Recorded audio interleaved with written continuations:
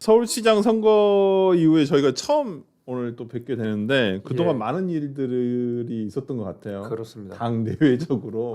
뭐 뭐가 이렇게 매일 많은지. 아니 우리 어제 김재수 의원이 이재명 대통령에 대한 비판, 국무회의에서 있었던 비판 보면 참 매섭게 비판을 잘 하시는데 네. 왜 이렇게 내부 총질만 한다고 당 대표께서는 그러신지 몰라요. 아니 그래서 뭐 누가 이제 분석한 거 봤더니 네. 그 이제 장동혁 대표께서 저보고 민주당이랑 싸울 때는 기가 막히게 뒤에 있다가 네. 당 대표 공격할 때만 앞장선다고. 그러니까요. 그러면서 뭐 징계하겠다 뭐 네. 그렇게 하셨잖아요. 네. 그래서 누가 분석하신 걸 보니까 네. 장동혁 대표 취임 이후에 제가 네. 페이스북 게시물을 79건을 올렸다 그래요. 네. 근데 그 79건 중에 76건이 민주당 비판이랍니다. 아 진짜? 그리고 나머지 3건 중에 뭐 한 건이 뭐 윤리위원회 관련한 내용, 네. 하나가 뭐 윤어게인 노선 관련한 내용, 네. 뭐 그랬다 그래요. 그러니까 사실 뭐 안 맞죠 내용이. 아니 그러니까 이번 서울시장 선거의 승리의 최대 공헌자가 최대 공신이라고까지 얘기할 수 있는 사람이 이건 뭐 제가 여러 군데서 얘기를 들어봐도 우리 김재수 의원이 가장 컸다. 다들 그렇게 평가를 하거든요. 진짜 서울시 캠프에 있던 사람들도 그렇고 우리 뭐 흑백여의도에서도 그 소위 뭐 민주당에서 상대방으로 있던 패널들도 이건 김재수 의원이 공을 많이 세운 건 사실이다. 이건 뭐 만듦에도 불구하고 좀 장동혁 대표가 우리 김재수 의원을 실명 언급을 했을 때 저는 좀 뜬금은 없었다. 그렇죠. 매우 뜬금없었을 뿐더러. 네. 근데 제가 도대체 저분께서 왜 저럴까 네. 곰곰이 생각해 보니까. 네. 근데 이렇게 생각하면 문제가 쉽게 풀리긴 해요. 어떻게요? 뭐냐면 오세훈 당선한 건 네. 나에 대한 해당 행위다.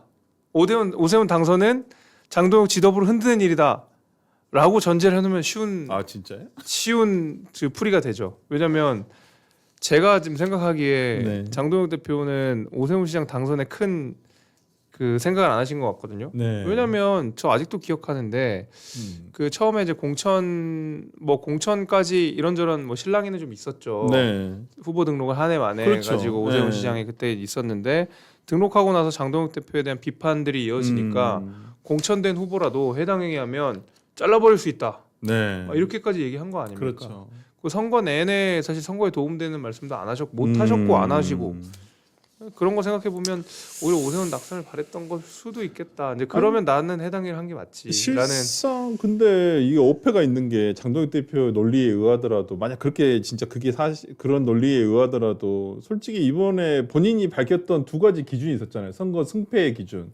서울 부산. 서울 부산이었잖아요. 그 중에 부산은 졌고 졌죠. 서울마저도 졌으면 본인은 이미 당대표직을 더 이상 유지할 수가 없던 상황이고 솔직히 더 유지하려는 지금의 어떤 상황은 서울시장 선거 승리 때문에 그런 거 아닌가요? 근데 솔직히 모르겠는 게 네. 아니 그 이제 서울시장 선거 승리의 공을 저는 장동혁 대표가 차마 주장하지 못할 거라고 생각하거든요. 안 간 것도 도와주는 거 아니냐. 만약에 그렇게 하면 할 말 없지만 네. 근데 지금 그걸 명분 삼아서 지금 대표직에서 안 물러나고 있는 거는 네. 이거는 제가 생각하는 그런 어떤 멘탈리티는 아니었거든요. 그러니까 모르죠. 서울시장 뭐 부산시장을 둘 다 졌다 하더라도 네. 2018년 탄핵 이후에 치렀던 지방선거보다 훨씬 낫지 않냐. 나는 선거 승리한 거다라고 얘기했을 수도 있겠다. 라는 생각이 좀 들었어요. 아니 근데 하여튼 뭐 지금 장동혁 요즘 국민의힘 얘기를 좀 먼저 하게 됐는데 네. 원래는 좀 다른 얘기 먼저 하고 하려고 그랬는데 예. 뭐 말 나온 김에 뭐 해버리면 예. 지금 그러면 지금 뭐 징계를 희망한다, 징계해달라라고 지금 얘기하신 거잖아요. 지난번에 징계 얘기가 나왔을 때. 근데 지금 윤리위가 어떻게 돼가고 있나요? 모르겠어요.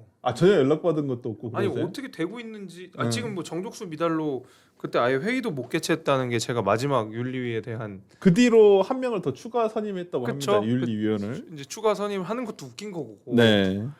그러니까 그 이제 정족수가 안 되니까 이제 확실한 누군가 하나를 더 했는 모양인데. 네. 글쎄요, 뭐 제가 생각하기에는 뭐 그게 의미가 있는 행동인가는 잘 모르겠고, 뭐 누구를 징계할지도 잘 모르겠고, 그 징계를 한 이후의 후폭풍은 본인이 감당할 수 있을지도 잘 모르겠고, 네. 뭐 감당한더라도 그게 감당하는 건지도 잘 모르겠고. 네, 근데 이제 지금 윤리위와 관련해가지고 네. 그 김재수 의원이 굉장히 좀 비판을 세게 했습니다. 네. 사냥개 노릇 하는 거 아니냐 장동혁 네. 대표에. 아니 근데 제가 이걸 저는 솔직히 잘 모르고 있다가 서정욱 변호사님이 엄청 이거 가지고 이슈를 삼아가지고 엄청 세게 김재수 의원을 비판하셨더라고요. 저도 들었어요. 그래서 아니 또 그걸 가지고 무슨 아니 좀 뭐 역할을 가지고 좀 비유한 것 같은데 이걸 지금 김재수 의원이 비판하고 있는데 아니 근데 윤리위에 대한 뭐 생각은 지금도 똑같으신지. 당연히 똑같고요. 네. 그리고 서정욱 변호사님 요새 약간 친한계 아니에요? 약간 친한계라는 소문이 있던데. 뉴친한 네, 네, 뉴 한동훈이라는 소문이 있던데 도대체 갈피를 못 찾겠습니다. 그 뭐 때 되면 네.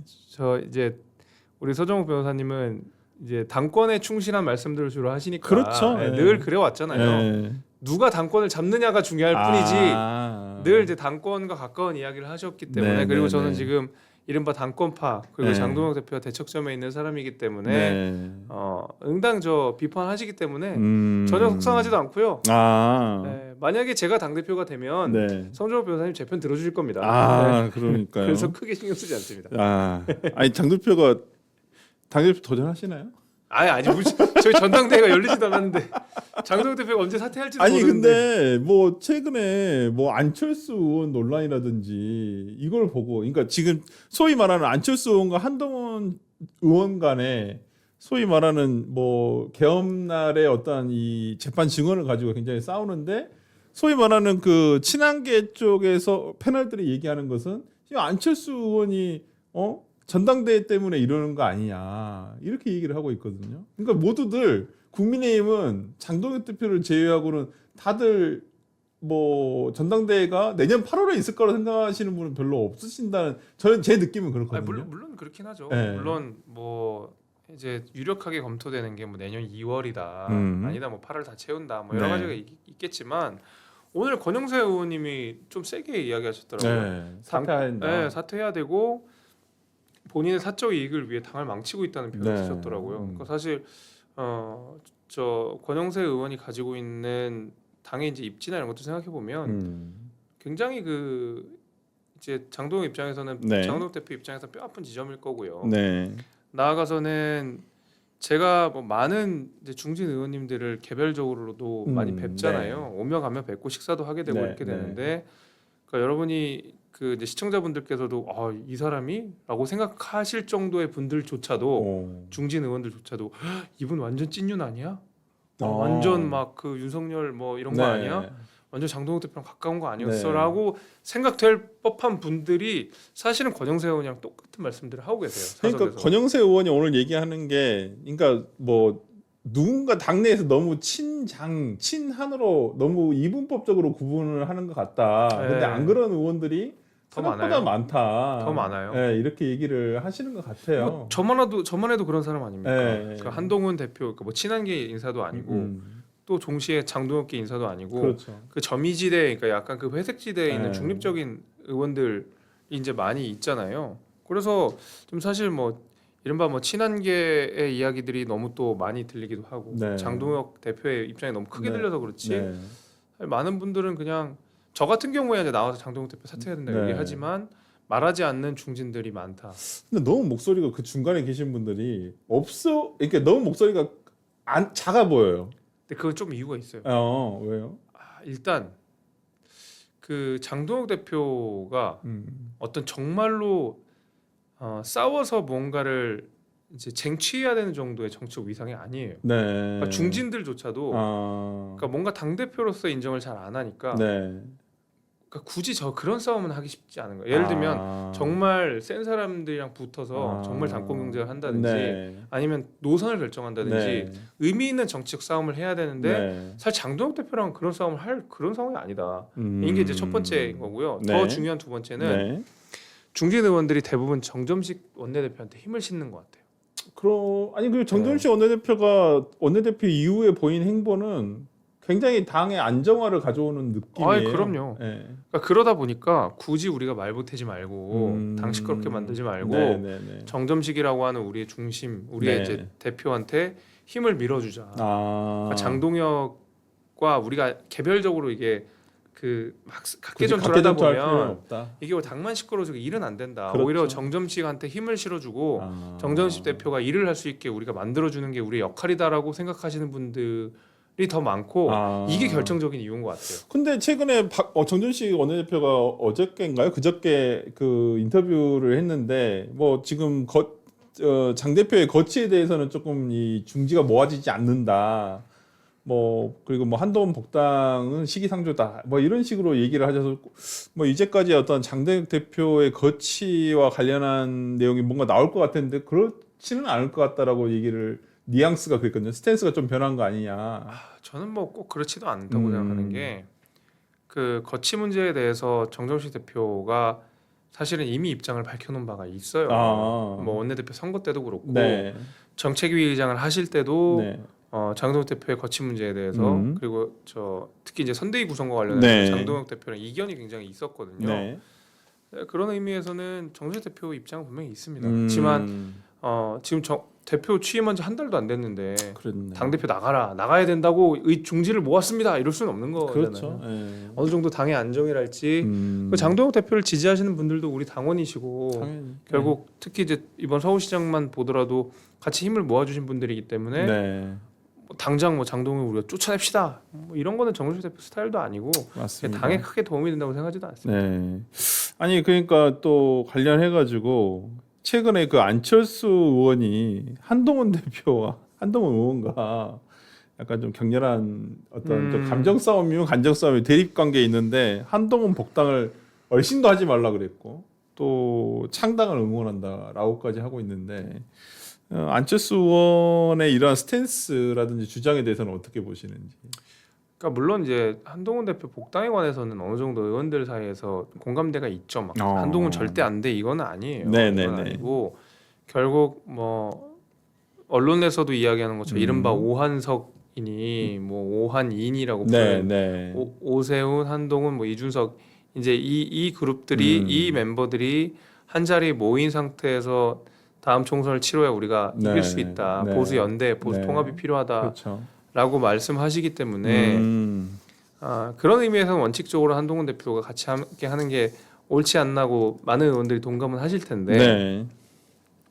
이제 아마 그 중립지대에 있는 분들 저 같은 사람들한테 이제 안철수 의원의 이야기 중에 약간 그래도 요 얘기는 우리가 좀 들을 법하다고 했던 그 포인트들이 좀 있는 것 같아요. 네. 예를 들면은 특히 이제 계엄과 관련한 계엄 해제와 관련한 네. 문제들은 계엄을 해제한 분들은 우리 당에서 18명이 계세요. 네. 그리고 한동훈 대표가 거기에 어떤 주역인 것을 부인하지 않습니다. 네. 실제로 그렇죠. 계엄 해제 표결을 가장 먼저 그 위법한 그렇죠. 계엄이라는 네. 말씀을 하셨고, 근데 저만 해도 그때 담 넘어가가지고 계엄 해제 표결을 했지만 그게 그렇게 자랑은 아니거든요. 저한테. 네. 그게 자랑이 되기는 어려워요. 왜냐하면 계엄 자체가 그렇죠. 우리의 부끄러운 역사고 계엄 해제를 했다는 것도 뭐 그때 운이 좋고 뭐 이런 여건이 맞아서 담을 넘어서 뭐 해제 표결을 한 거지. 네. 당사에 있는 분들도 비슷한 마음들을 많이 갖고 있었을 것 같거든요. 그랬을까요? 다만 위치가 달랐을 뿐이고 네. 그날 운이 좀 안 좋았을 뿐인 네. 경우들이 많긴 많은데 이제 뭐 계엄 해제를 했다고 해서 여기가 절대선이고 계엄 해제 표결을 못한 사람들은 또는 안 한 사람들이 절대 악이고 이러진 않을 것 같거든요. 네. 근데 사실 우리 당에는 그런 이분법적 사고 방식이 지금 있는 거 아닙니까? 아, 그래요. 계엄 해제 표결한 사람들은 선, 그렇지 않은 사람들은 악 이런 것들이 있는데 저도 표결을 참여했지만 자랑도 아니고 그게 선도 아니라고 생각해요. 네. 그 당시 여건에 맞았다고 생각하고 네. 이제 그런 어떤 우리 당에서 갈라져 있는 이 이분법적 사고 방식을 통합해내야 되고 이 갈등을 봉합해야 되는데 이제 그런 의미에서 이제 안철수 의원이 이제 말하자면은 뭐 개인의 서사 이런 얘기를 한 것들은 네. 아마 그런 맥락인 것 같아요. 알겠습니다. 아, 참 갑자기 좀 그러니까 제가 봤을 때는 저렇게 싸울 일인가? 그 안철수 의원과 네. 한동훈 의원은 아니고 이제 한동훈 대표 쪽 한동훈 의원 소위 말하는 친한계 패널들끼리 너무 날썩게 싸우는 건 아닌가라는 생각이 좀 개인적으로 좀 그런 면이 좀 들고요. 있죠. 이제 국민의힘 얘기는 뭐 더 나눠봐야 힘이 빠질 것 같아서 그렇습니다. 민주당 전당대회 한번 얘기 한번 해볼게요. 민주당 전당대 그래도 민주당 의원들도 많이 친하시기도 하고 많이 이렇게 보시잖아요. 그렇죠. 누가 이길까요? 그러니까 김민석이 유력하게 점쳐지는 것 같긴 한데 네. 장담은 못하는 것 같아요. 아. 왜냐하면 네.